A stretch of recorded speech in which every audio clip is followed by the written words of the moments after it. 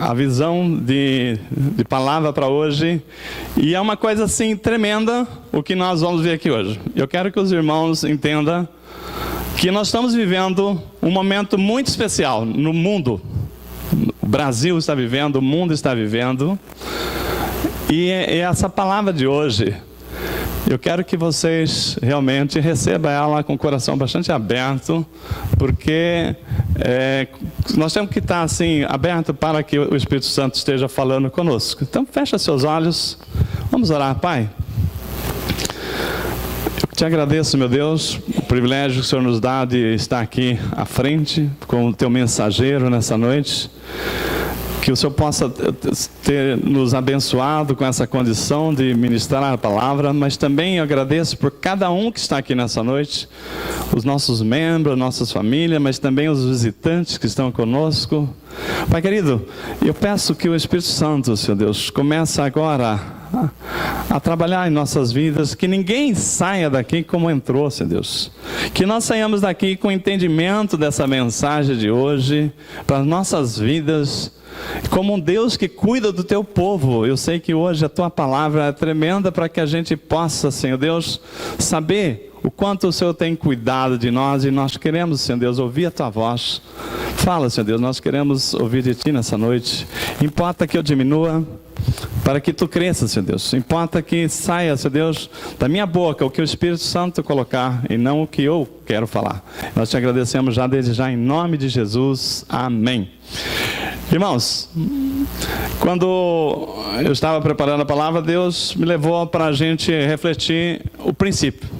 Gênesis 3,17, quando o homem pecou, Deus ficou muito triste com a desobediência do homem. Todo mundo sabe, né? Mas lá em Gênesis 3,17, Deus falou o seguinte: porque deste ouvido a voz da tua mulher, e comeste da árvore que qual te ordenei, não comerás dela. Olha as consequências. Ele diz: maldita é a terra por tua causa. Por causa da desobediência do homem, a terra tornou-se maldita. E disse também: com sofrimento comerás dela todos os dias da tua vida. Em outras versões diz: da fadiga obterás o sustento durante todos os dias da tua vida, até que durante todo o dia da tua vida. Em Gênesis 3,19, o Senhor também diz assim: do suor do teu rosto comerá o teu pão, até que tornes a terra. Então, o que nós estamos vendo aqui? Que quando nós não obedecemos a palavra de Deus, tem consequência, né? As pessoas que não conhecem a palavra de Deus falam assim: mas eu não conheço a Bíblia. Não importa. Uma pessoa que não entende da lei da física, e eu sempre dou esse exemplo, né? Se ele pular do 15º andar de um prédio, não é porque ele não entende de física que ele vai achar que ele vai parar e flutuar no ar, né? Ele vai cair e fatalmente vai morrer, porque a não ser que Deus faça um milagre, mas naturalmente não é o fato dele desconhecer a questão da lei da gravidade que ele vai parar no ar. Da mesma forma, nós vimos aqui que a desobediência tem as suas consequências. O que Deus deixa claro? Deus, até então, ele preparava a terra, Deus semeava as plantas, colocava ali as árvores frutíferas, aquilo que era para o sustento do homem, e ao homem só cabia o quê? Cuidar, comer, colher essa manga, essa goiaba, essa banana, cuidar, colher aquilo que fazia bem a ele. Mas, a partir do pecado do homem, a partir da desobediência do homem, Deus falou o quê?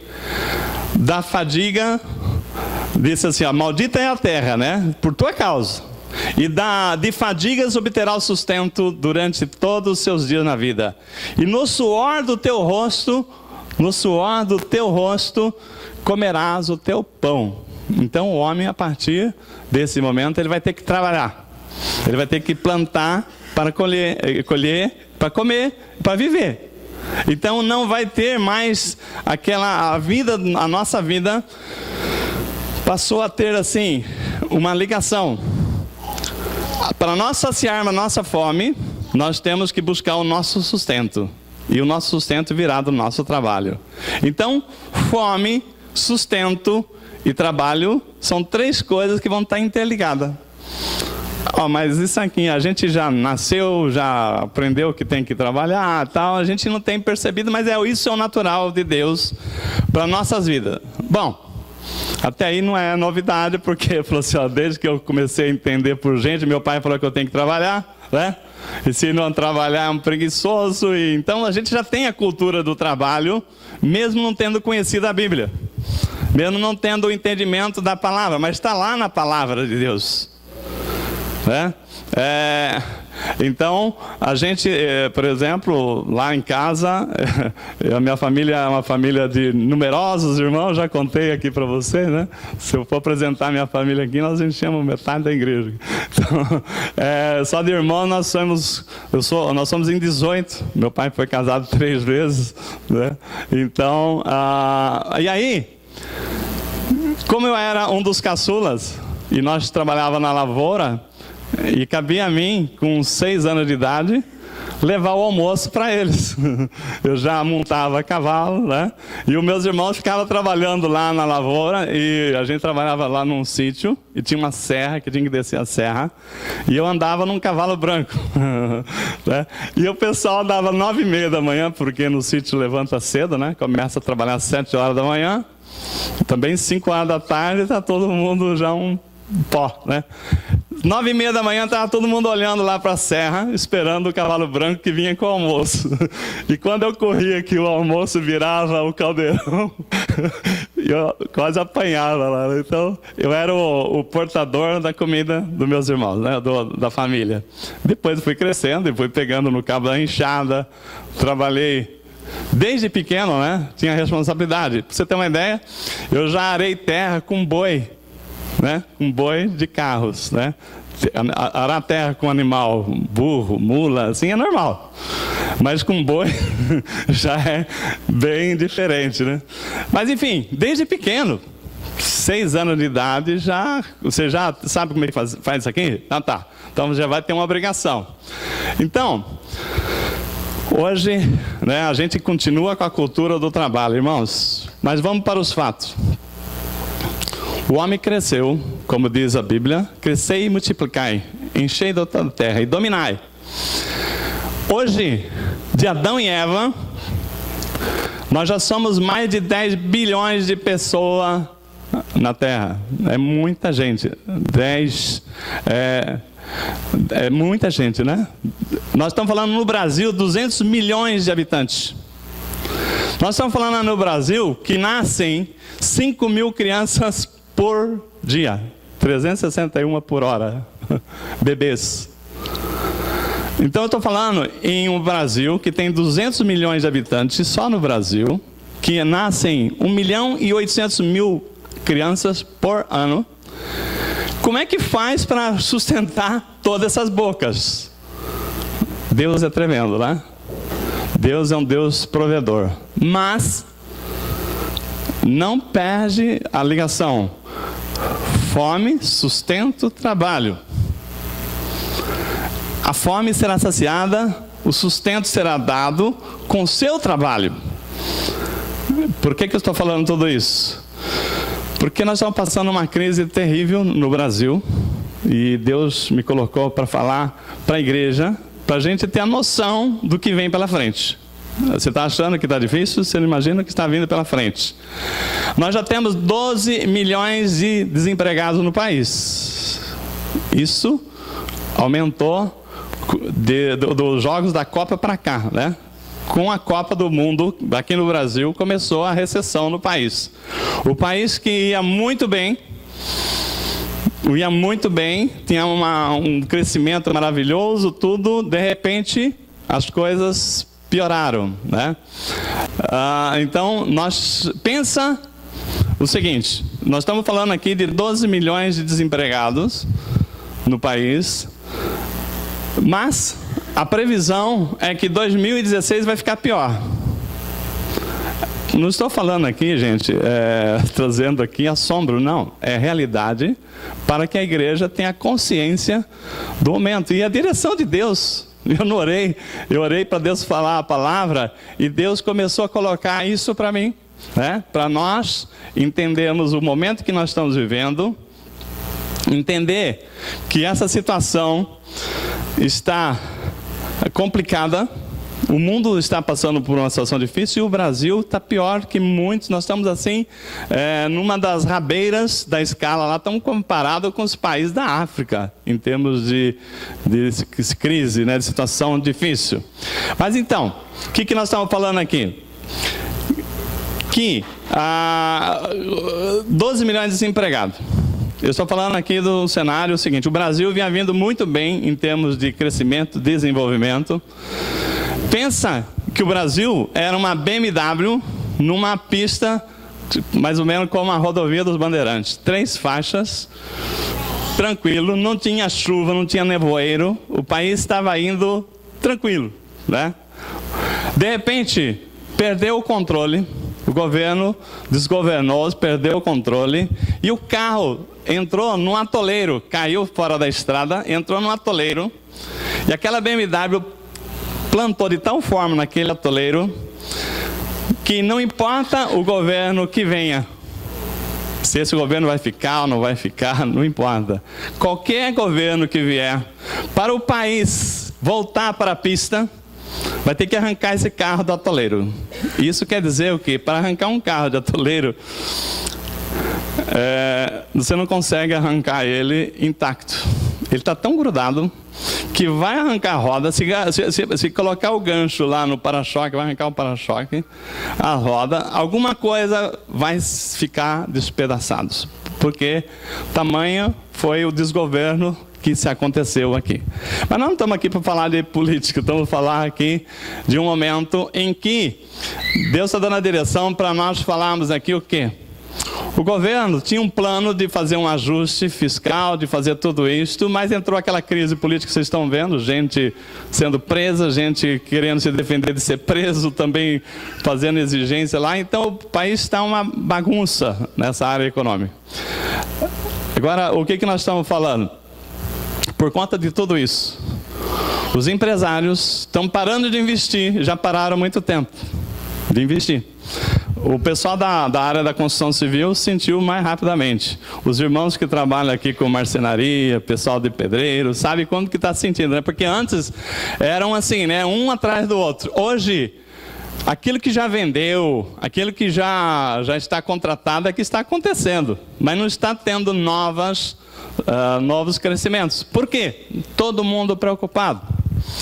Então as empresas pararam de investir. Por quê? Porque não sabe como é que vai ficar. Então, a conclusão, o governo contava com uma série de situações, mas quando as pessoas param de investir, as empresas pararam de pagar impostos e caiu a receita do governo. Aí o governo também fez uma outra coisa muito complicada, né? Que, para efeito de eleições, eles incentivaram as famílias mais pobres a votar no governo por conta do Bolsa Família. Criou-se, principalmente no Nordeste, mas em muitos lugares, a cultura do não fazer nada. Esperar pela ajuda do governo. Olha só. Eu até nessa viagem que nós fizemos em Sorocaba, a gente estava conversando com o irmão Anderson, com a Dani, sobre situações em que nós temos assim, muitas pessoas falando o seguinte, que essas famílias lá no Nordeste, lá que acostumaram com o Bolsa Família, não querem mais trabalhar e só vivem por conta daquele dinheirinho que dá para eles comer e viver. E eu vi uma vez na televisão um fazendeiro, não me lembro qual a região que ele é, falando um protesto para o governo, falando: olha aqui, governo, olha minhas mãos calejadas, porque eu, com todo esse dinheiro que eu tenho, maquinário, eu não tenho uma pessoa para trabalhar para mim, porque ninguém quer trabalhar. As pessoas agora querem ficar em casa com a ajuda do governo. Então eu tenho que trabalhar e eu não dou conta. Eu estava falando com o meu irmão lá, eu tenho um irmão que tem um sítio ali em Aguaí, e ele estava falando, ele ele montou um sítio, ele tem lá uma cultura de mangas, ele tem que trabalhar e não consegue. Mesmo com uma casa montada, ele não consegue pessoas para trabalhar lá no sítio, porque as pessoas não querem trabalhar, querem ganhar, mas não querem trabalhar, né? Todo mundo quer dinheiro, ganhar, mas não quer mais trabalhar. Olha só a armadilha que foi criada. As pessoas perderam o entendimento que tinha que trabalhar para comer. Se não trabalhar, não coma. O governo foi surpreso, foi surpreendido porque o país caiu os impostos. Agora não está tendo dinheiro para mandar para todo mundo. E o que vai acontecer com essas pessoas? Vão passar fome. Porque não trabalham. O governo não vai ter condições de sustentar todos os subsídios. Está se cortando todos os orçamentos possíveis. E tem que cortar, porque se não cortar, a presidente pode ser considerada um crime de não cumprir o orçamento. Ele tem que cortar o orçamento de remédios, ajuda de saúde, tudo quanto é ensino, educação, para poder o país caminhar. Bom, o sintoma da nossa crise é isso aí, né? O governo contava com uma arrecadação que não está vindo e ele não pode continuar mais subsidiando porque não tem caixa. E ele está sendo responsabilizado por inventar números, que é aquela pedalada fiscal que se fala aí nas manchetes. Segundo sintoma que nós estamos vendo acontecer, as empresas estão atrasando os pagamentos. Não porque querem atrasar, porque não tem dinheiro para pagar os funcionários. Então, o irmão Anderson comentava com uma empresa que ele trabalhava, que as pessoas, que ele saiu de lá porque a empresa não estava pagando. Né, o irmão Júnior também comentou, né, dificuldade, empresas não cumprir com as suas obrigações. Esse é o segundo sintoma. O terceiro sintoma que nós estamos vendo acontecer, empresas estão fechando, falindo, quebrando, e já aconteceu aqui também, caso testificado, que o empregado chegou na segunda-feira para trabalhar, a empresa tinha fechado no final de semana, nas escondidas, tirado toda a mobília e sumiu. A pessoa, além de ficar sem emprego, ainda não tem como de quem receber seus direitos trabalhistas. Então, irmãos, o cenário que nós estamos vendo é isso aí. Agora você falou assim, mas como é que está a situação? Tem muita gente desempregada ainda sobrevivendo do auxílio-desemprego, que também foi cortado porque não tem dinheiro para manter esse desemprego. Todo mundo. Isso é normal, né? De repente, uma grande quantidade de desempregado acha dinheiro para manter essas pessoas no seguro-desemprego. Esse seguro-desemprego, mais o dinheiro que vai das rescisões contratuais, vai até fevereiro. Ainda as pessoas ainda estão, a grande massa que foi desempregando até fevereiro, tirando aqueles que, né, que ainda vão ter mais fôlego, mas um grande volume de pessoas, a partir de fevereiro, vai ter uma dificuldade muito grande para comer, pagar suas contas, porque acabou o dinheiro, secou a fonte. Não tem emprego, não tem quem empregue, e as contas continuam chegando. Continua chegando e não tem como pagar. Então, o cenário para 2016 é que o Brasil vai crescer 1.080.000 pessoas e vai encolher 3% da produção do país, que é aquilo que o Brasil era para crescer, ao invés de crescer e nem ficar do mesmo, ele vai diminuir. E diminuindo, o reflexo é isso que eu falei, né? Um período de dificuldades. E como é que essas pessoas vão comer? Então, irmãos, cumpre dizer para vocês o quê? Que nós estamos lembrando a época de José do Egito. Lembra? José do Egito, ele interpretou o sonho das 7 vacas gordas e as 7 vacas magras, do período de fartura e de período de fome que haveria. E aí, o que ele fez? Quando ele adivinhou o sonho do faraó, que haveria 7 anos de fartura e depois 7 anos de fome, o que ele falou? Ora, se eu preciso ter uma pessoa no governo para estocar alimentos, fazer uma silagem, guardar. Então, hoje nós temos que tomar essa consciência. Não gastar o que não é necessário. Também? Não gastar o que é necessário. O que não é necessário. Guardar.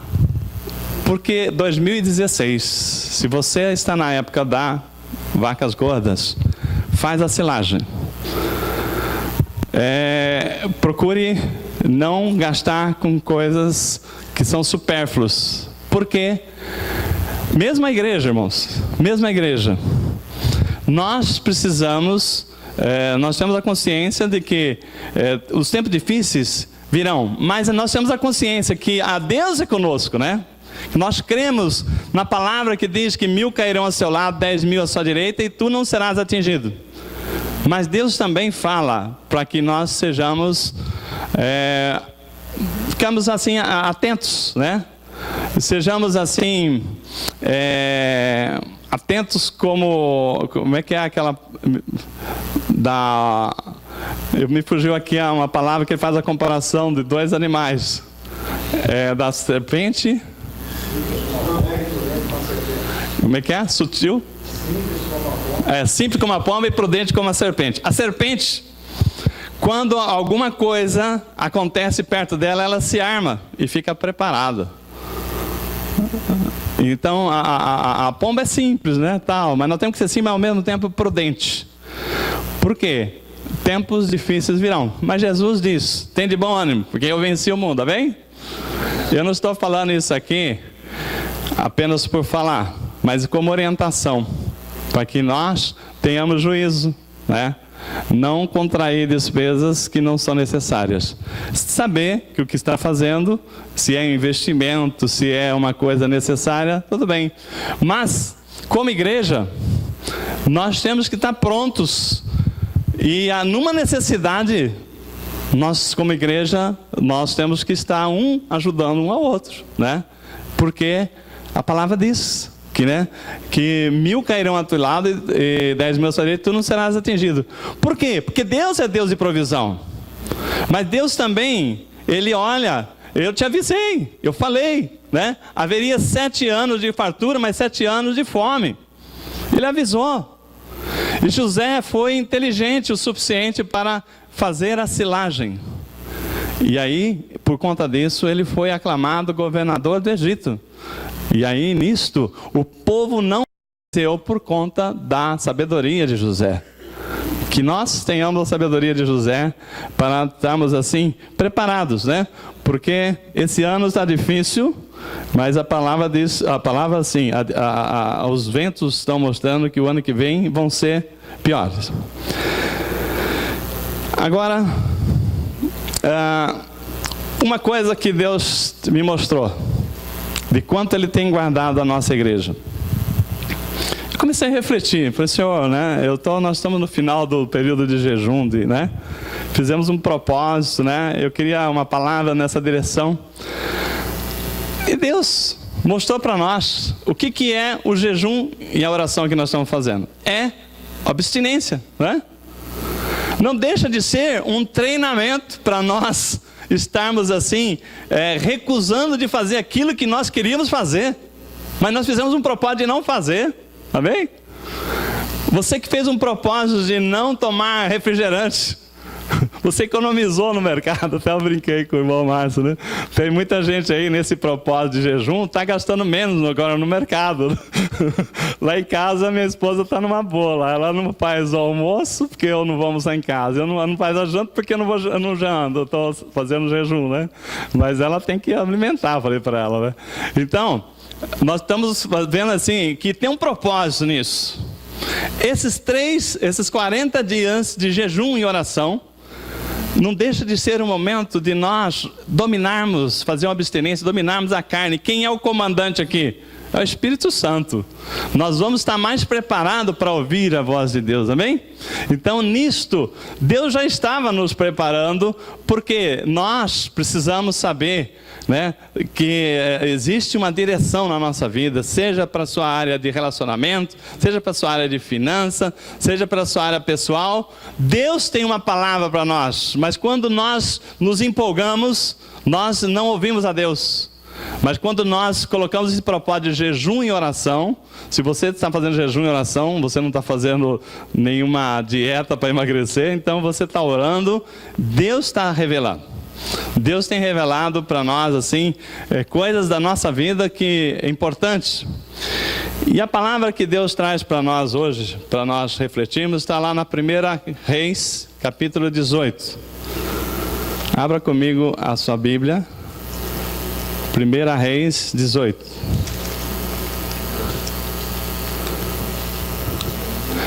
Samuel, Samuel, Reis, Reis Crônica. Lembra daquela musiquinha? 1 Reis, capítulo 18. Nós vamos ver aqui o verso 21. Todo mundo achou aí? Amém? Vamos lá. 1 Reis, capítulo 18, no verso 21. A palavra diz assim: Elias se aproximou de todo o povo e disse: Até quando titubeareis entre dois pensamentos? Se o Senhor é Deus, segui-o, mas se Baal é Deus, segui-o. O povo, porém, não lhe respondeu nada.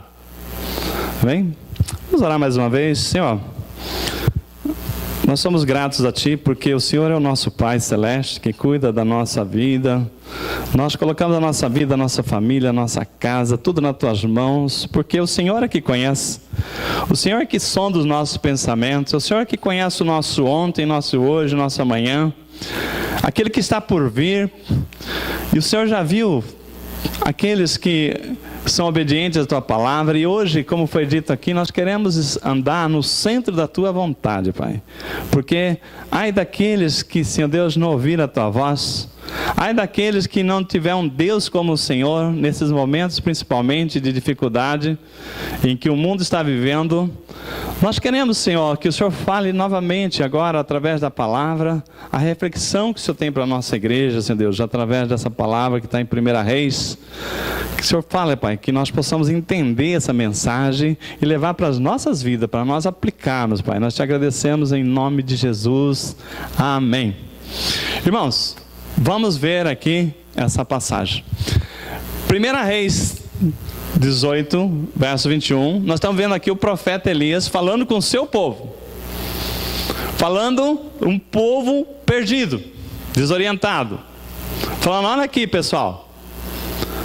No verso 21, ele fala o seguinte: até quando vocês vão titubear entre dois pensamentos? Até quando vocês vão saber se vai para a igreja, se vai para o mundo?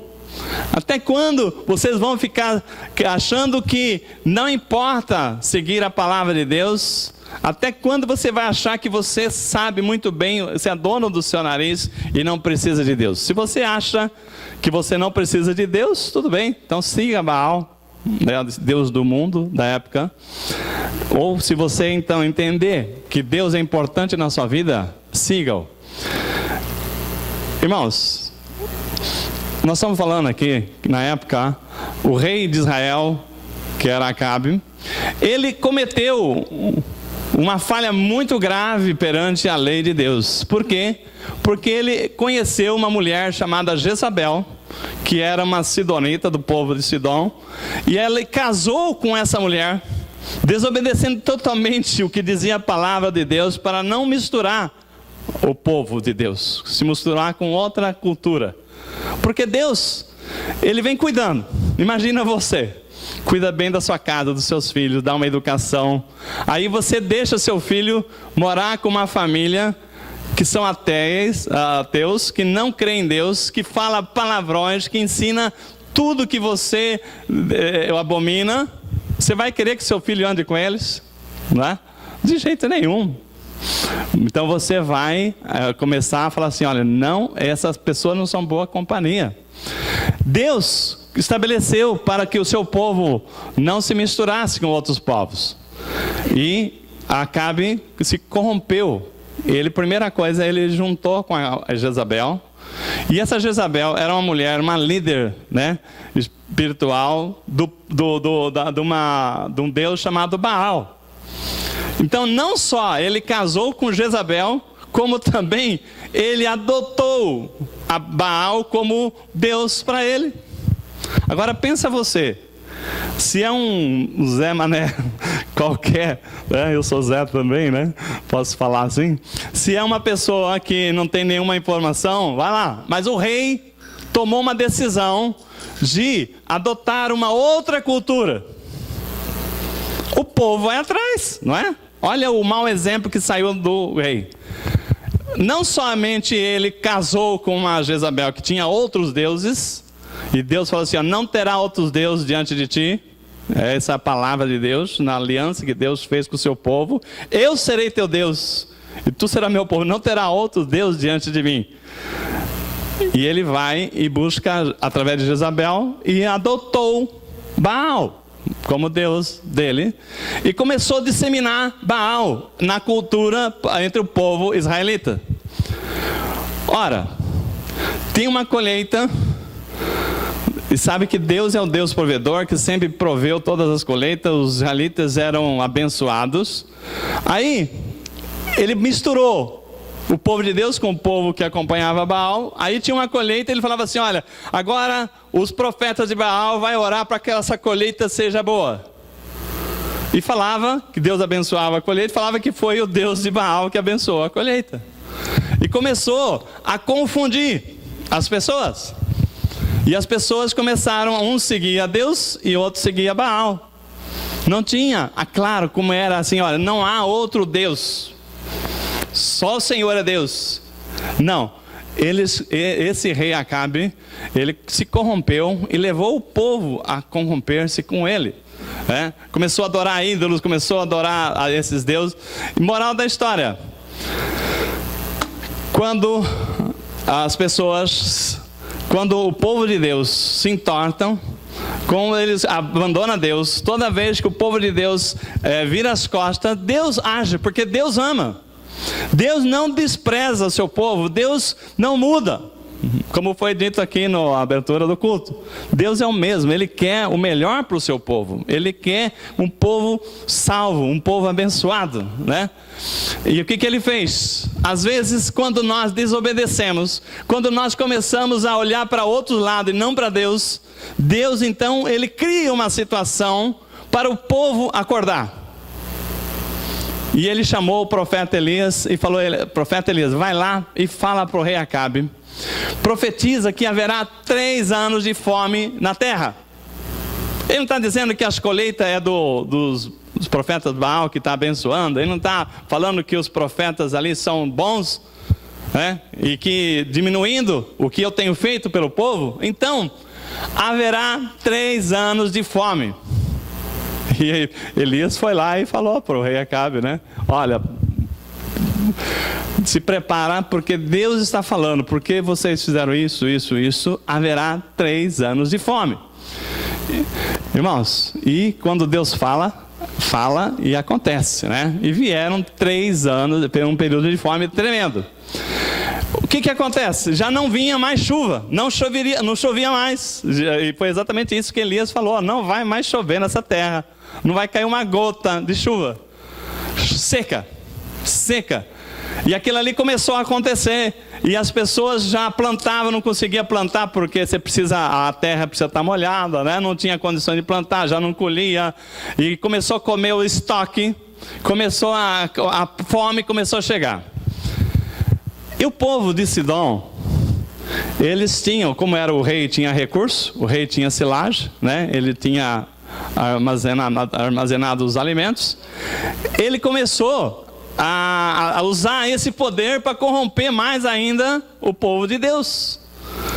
Na hora que o povo de Deus estava lá orando e não vinha chuva, porque Deus falou não vai chover, e ali está padecendo quem é o povo de Deus e quem não é o povo de Deus, para provar que Deus está castigando a corrupção do povo. Então o que aconteceu? O povo sidonitas começaram, o rei lá, começou a falar assim, ó, vai lá e pega aquelas pessoas que estão com mais fome e fala o seguinte, olha, o povo de Sidom, né, compadeceu de vocês, israelitas, e está dando agora um alimento. E colocaram o alimento no pé de Baal. Na medida que as pessoas iam buscar o alimento, ele estava se curvando para quem? Para Baal. Olha só como que o inimigo é sutil. Às vezes você acha que não tem valor nenhum espiritual, mas você não sabe que você está adorando outro Deus. Quando você fala, mas não tem importância. Não, mas se a palavra de Deus disse não, é não. É sim, sim, não, não. Não existe meio termo. Então aquele povo começou a receber alimentos, né, de adorar Baal, mesmo pela fome, pela barriga, né, apertou lá, não resistiu. E o povo de Deus ali orando, orando, orando, e aí o que aconteceu? O Acabe mandou matar os profetas de Israel. E aí a Bíblia diz que Elias chamou, Deus falou, Elias, volta lá, já deu os 3 anos, e volta lá agora, que nós vamos, esse povo vai prestar conta agora. E aí a palavra diz que no verso 22, Elias chegou assim e falou para o povo dele, só eu restei dos profetas do Senhor, mas os profetas de Baal são 450 homens. Olha só, isso aqui, irmãos, mostra como é que o mundo tem caminhado. À medida que as coisas vão ficando difíceis, as pessoas vão debandando. E aquelas pessoas que têm fé, se eles não forem firmes na fé, eles vão amolecendo, vão adorando outros deuses. Não vale a pena mais servir a Deus não, né? Deus não tem olhado para mim, Deus não tem respondido minhas orações. E Elias falou o seguinte, ó, só sobrou eu contra 450 profetas de Baal. Mas irmãos, o só sobrou eu já era muita gente, porque eu e Deus somos maioria em qualquer lugar, amém? Não importa, se você só é você na sua casa que crê no Senhor, não importa que você é a maioria. Se na sua família, se é só você e Deus que está seguindo a palavra, você é a maioria. Se na sua empresa as pessoas te olham de olho torto porque você é o evangelho, você acompanha a palavra, não importa, porque você é a maioria. E Deus honra aquele que é fiel à sua palavra. Deus é tremendo, né? Então o Elias chegou para o povo e falou assim, não, eu sou minoria, mas Deus é Deus, eu creio no Deus que me trouxe aqui. E aí, irmãos, nós estamos vendo aqui, houve uma grande perseguição. Os profetas de Elias foram mortos, né, os seguidores, né, porque tinha uma escola de profetas. E chegou num momento em que Deus falou assim, agora você vai lá. E Elias falou as pessoas estavam procurando Elias, que ele estava desaparecido, porque Deus deu um período que ele se retirou. E o povo ficou meio desorientado, mas no dia certo, Elias voltou para o povo e falou o seguinte, olha, fala lá para o rei que ainda hoje eu vou ter com ele. E chegou lá, o rei falou para ele assim, você é o grande causador de tudo isso, né? Essa fome que está aí, foi você que veio profetizar. Às vezes, irmão, nós estamos seguindo a palavra de Deus, nós estamos no caminho certo, e vem aquela pessoa que está fora dos propósitos de Deus e fala que ainda você é o culpado. Mas Elias colocou o dedo para ele e falou assim, não, você é o grande causador, porque você é que corrompeu. Eu continuo crendo no meu Deus, e Deus mandou eu vir aqui para nós lançar um desafio. Amanhã cedo, ajunta todos os povos e os seus profetas de Baal, que nós vamos provar quem é Deus, vamos provar que há Deus em Israel. E aí Elias, a palavra diz aqui, né? Vamos ler aqui, vocês estão ainda em 1 Reis 18, né? Então a palavra diz o seguinte,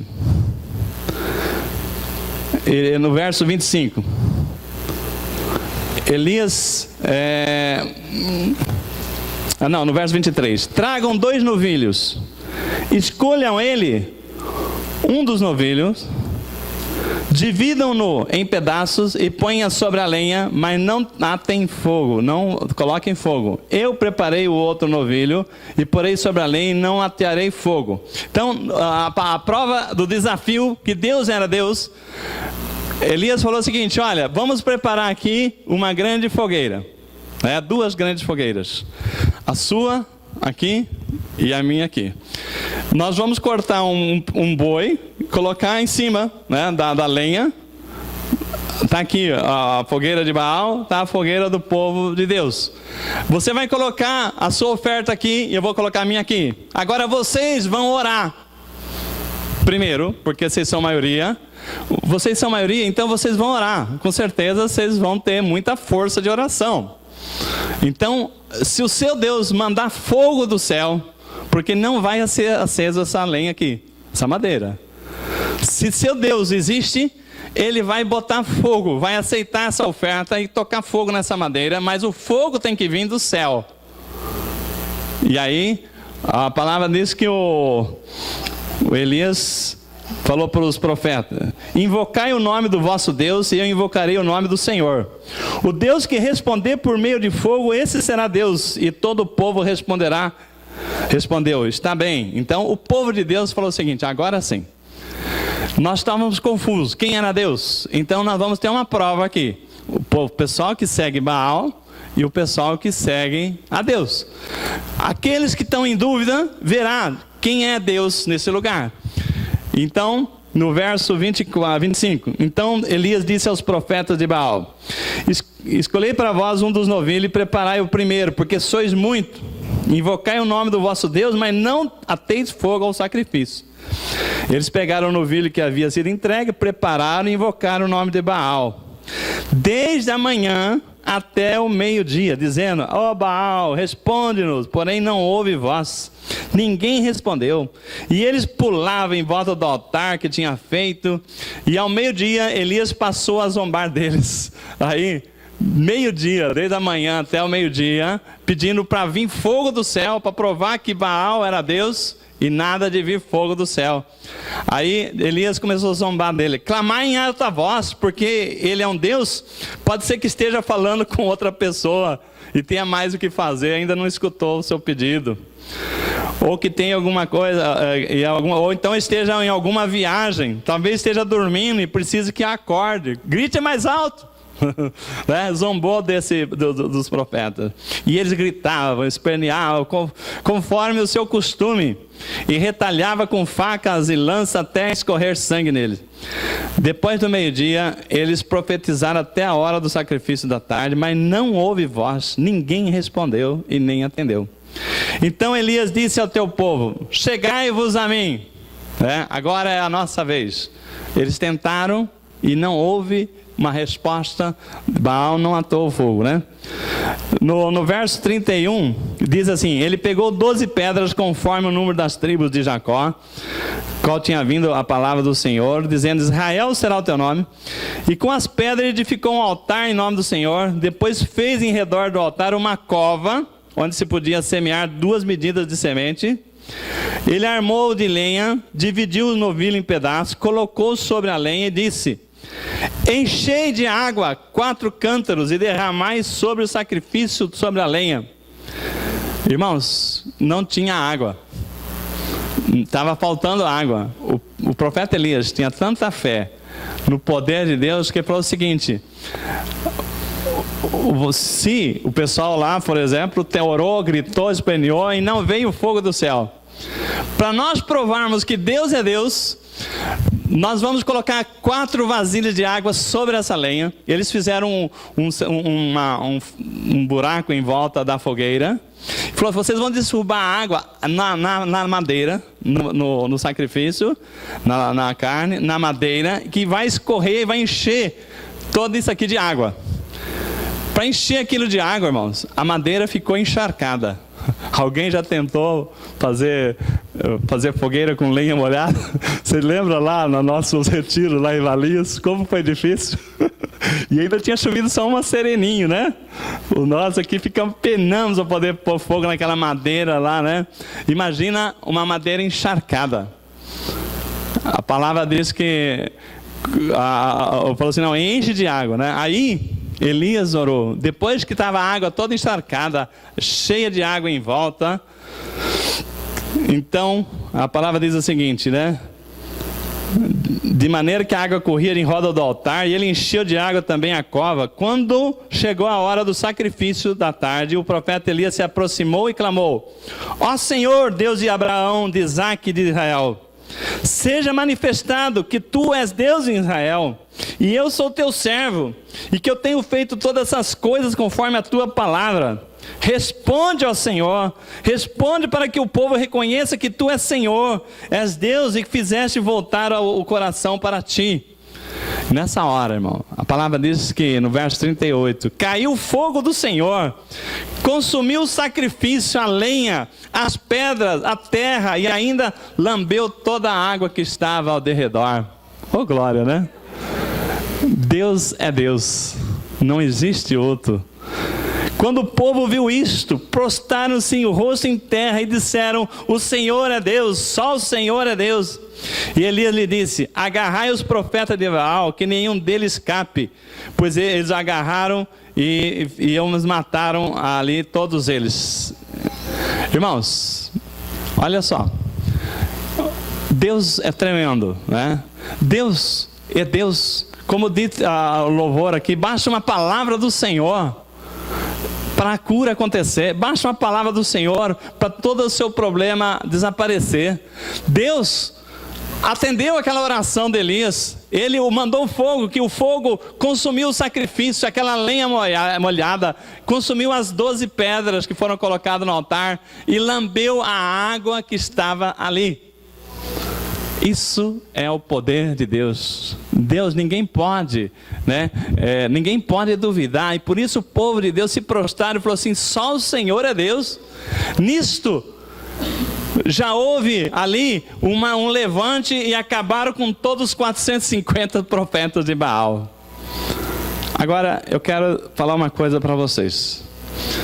Por que é que Elias, assim, qual que foi uma coisa muito importante ali? Ali você viu o poder de Deus agir no meio deles.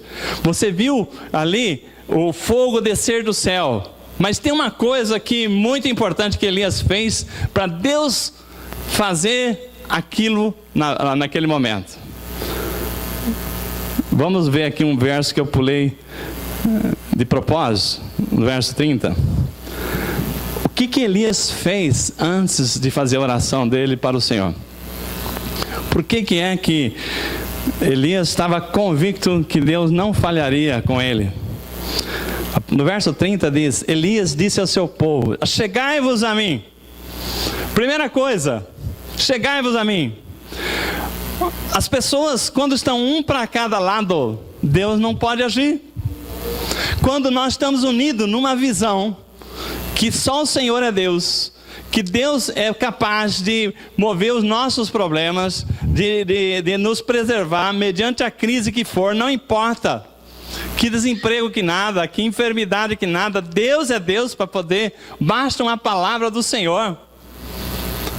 Mas Elias, ele fez, não somente ele chamou o povo para si, para que as pessoas viessem com ele, para ver Deus operando naquele lugar, como ele fez o seguinte, no verso 30, ele disse ao povo: chegai-vos a mim, e todo o povo se achegou a ele, e Elias reparou o altar do Senhor que havia sido derrubado.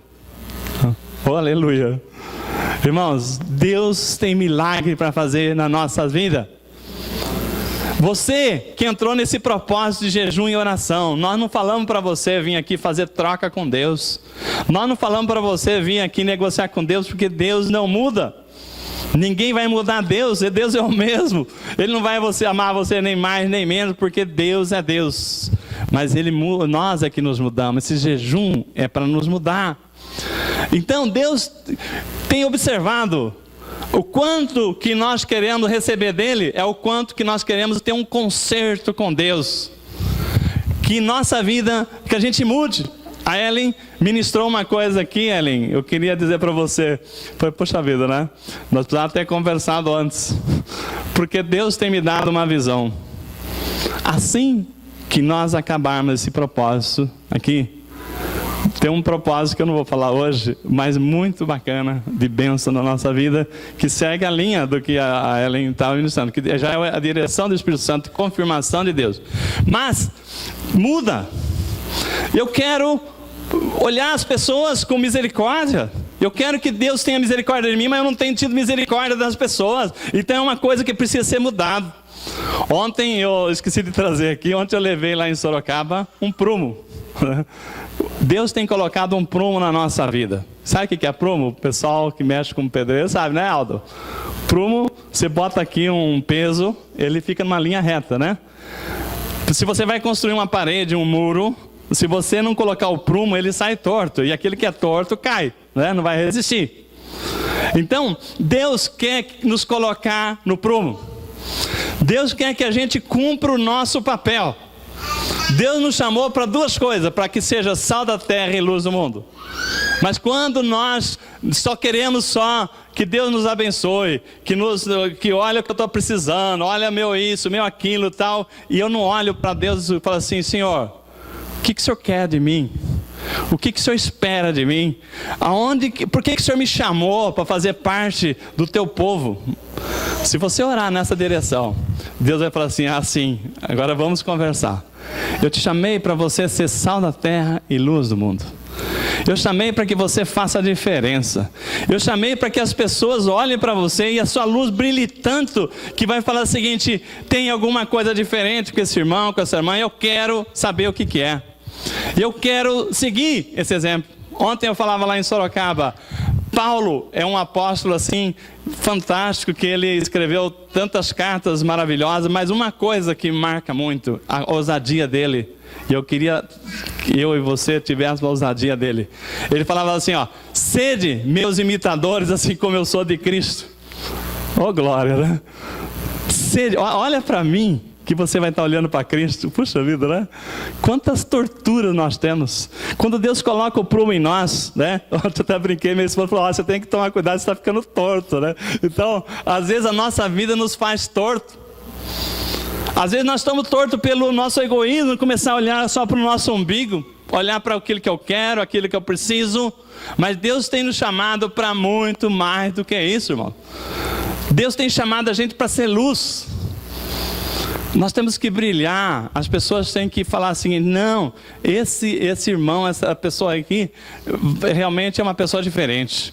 Não é o seu falar que vai trazer uma pessoa para Cristo, é a sua vida, não é? A sua vida tem que falar mais alto que você. Eu já contei aqui uma pessoa da igreja, né, não da nossa igreja, que ele falava assim para o vizinho, né, larga de tomar cerveja, vamos para a igreja. Aí o vizinho, tem aí, né? Vizinho, né? No outro domingo, né? Vamos pro culto, para de ver futebol, essas coisas, vamos para a igreja, né? Vamos lá adorar o Senhor. Aí chegou num momento em que ele insistiu tanto que o vizinho falou assim, escuta aqui, pôs a cabeça para cima do muro, vamos conversar um pouquinho? Como que você tem ousadia de falar para mim, de fazer o que eu ir para a sua igreja, se eu escuto aqui você tacando panela na sua mulher, eu escuto os gritos aqui, as misericórdias, e quer que eu seja igual a você? Eu prefiro ficar tomando minha cerveja aqui, eu prefiro ficar vendo minha televisão. Ai, irmão, que vergonha, né?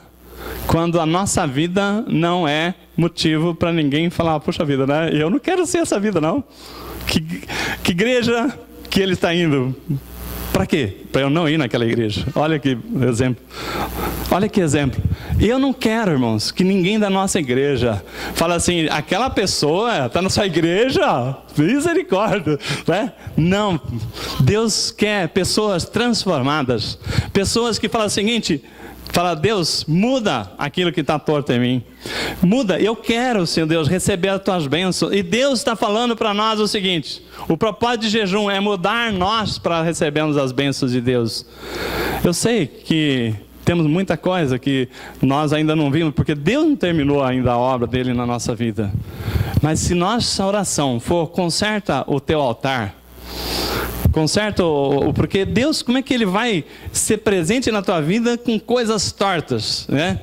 Então eu queria nessa noite, né, em que Deus nos dá essa palavra de vitória, que só o Senhor é Deus, nós começar a imaginar que às vezes, irmãos, o nosso propósito com Deus, né, parece distante.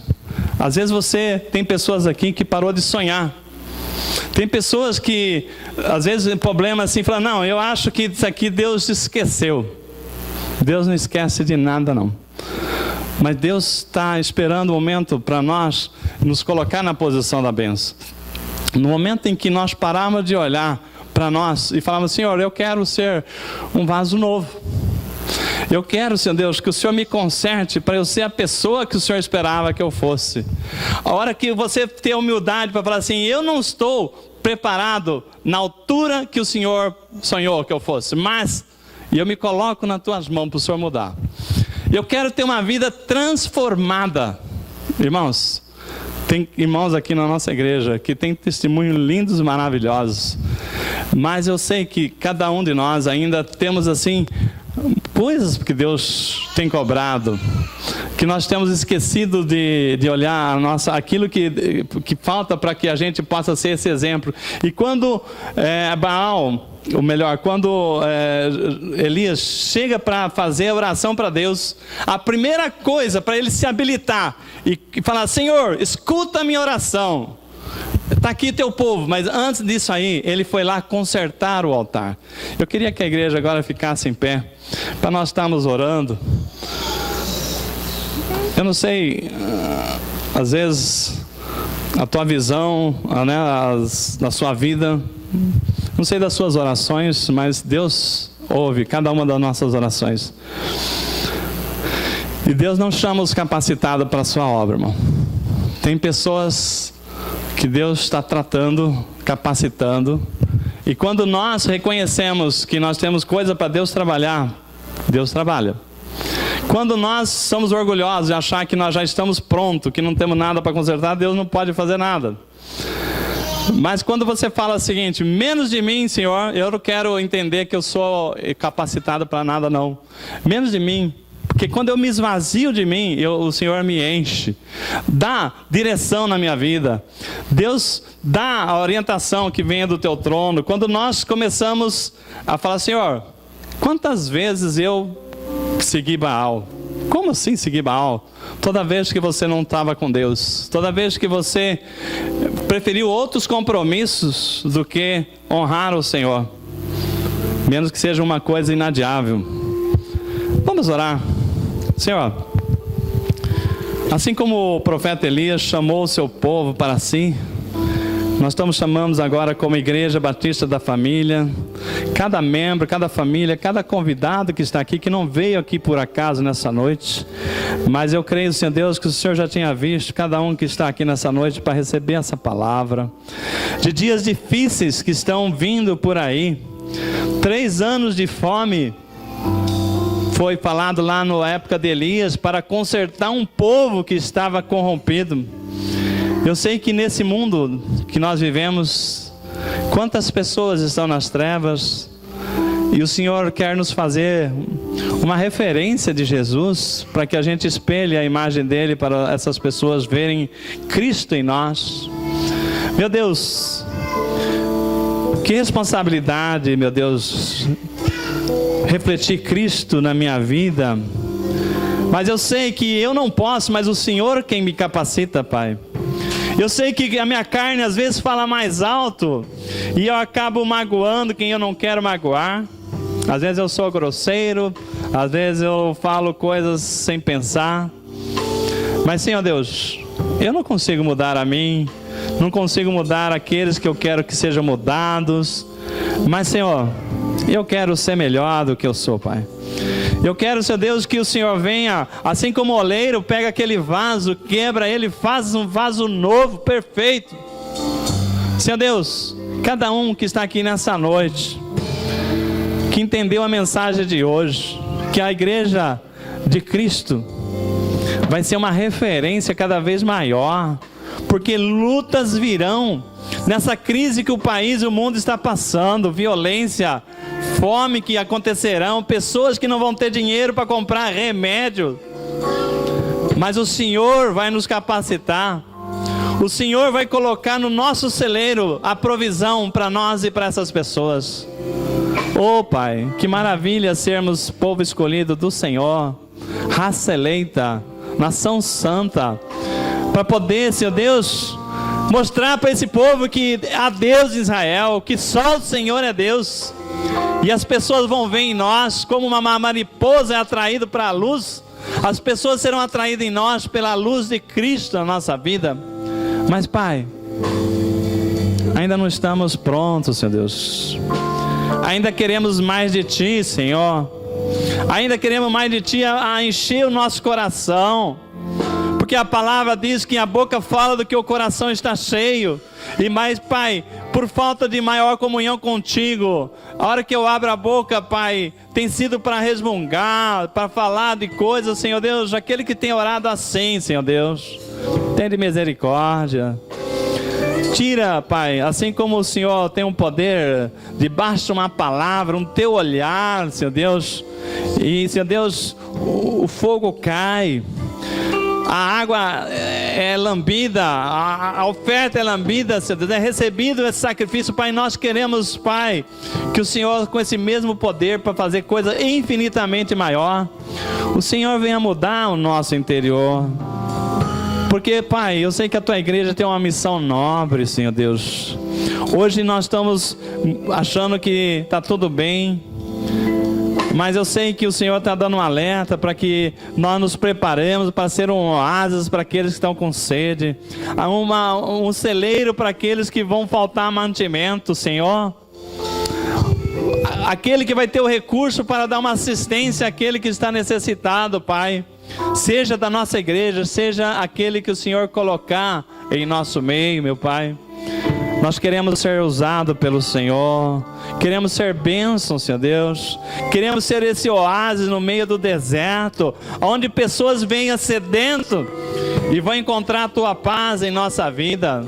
Mas, Senhor, muda a nós primeiro, conserta, Senhor Deus, a cada um de nós, para que nós possamos receber toda essa unção que venha do Senhor, porque por nós não somos capazes de nada, mas o Senhor é Deus no céu e Deus na terra, porque só há um Deus e o Senhor é Deus, só o Senhor é Deus nas nossas vidas, Senhor Deus. Nós não temos outro Deus senão a Ti. Nós clamamos a Ti, Senhor Deus, porque nós queremos ser diferente, nós queremos ser melhor do que nós temos sido, meu Pai. Nós queremos ser usados, Pai querido, assim como Paulo. Eu quero falar para as pessoas: olhem para mim, seja meu imitador, assim como eu sou de Cristo. Mas eu não quero, Pai, que as pessoas vejam coisas ruins na minha vida. Por isso, conserta, Pai, aquilo que eu não estou bem a Teus olhos, Pai querido. Que nós conseguimos agora olhar no espelho e ver aquilo que o Senhor quer consertar em nós, espiritualmente falando, Senhor Deus. Tira de nós tudo aquilo que não veio de Ti, toda mágoa, Senhor Deus, que impede, Senhor Deus, de nós amarmos o nosso próximo, como nós somos ordenados a amar o próximo como a nós mesmos, Pai. Que nossa igreja possa ser uma igreja, Senhor Deus, que seja uma porta aberta, Senhor Deus, um celeiro para abençoar pessoas que estão necessitadas, Pai, mais ainda necessitada do Senhor, de um renovo, de uma palavra e de uma esperança, Senhor Deus, porque tem gente aí fora que já perdeu a esperança, tem pessoas que já não estão sonhando mais, e o Senhor falou: neste mundo tereis aflição, mas tende bom ânimo, porque eu venci o mundo. E a Tua palavra que nós tomamos posse nessa noite, Pai, que o Senhor, assim como o Senhor colocou aquela nuvem no deserto para acalmar o sol que ardia, o Senhor estará colocando uma nuvem aqui na igreja do Senhor, cobrindo as famílias que aqui frequentam, os nossos visitantes, Senhor Deus, todos aqueles que foram escolhidos pelo Senhor, aqueles que ouviram a Tua voz e foram obedientes à palavra. O Senhor colocará uma nuvem para tirar o calor que vai assar pessoas aí nesse sol quente, e à noite vai nos aquecer com aquela coluna de fogo, e que a gente acorde com os olhos agradecidos ao Senhor. olhando para o céu, olhando de onde vem o nosso socorro e sermos um coração grato, Pai. Obrigado, Senhor Deus, pelas nossas vidas, pelas nossas famílias, e que nós possamos ser motivo de imitação para muitas outras famílias, Pai, em referência a Cristo, Pai. Porque nós não somos nada, Pai, mas que a Tua luz brilhe em nós, Senhor Deus, a cada um de nós, e as pessoas aí fora vejam a nossa boa obra e glorifique o nome do Pai que está no céu, em nome de Jesus. Amém e amém. Glória a Deus, aleluia. Vamos dar uma salva de palmas para o Senhor, em nome de Jesus.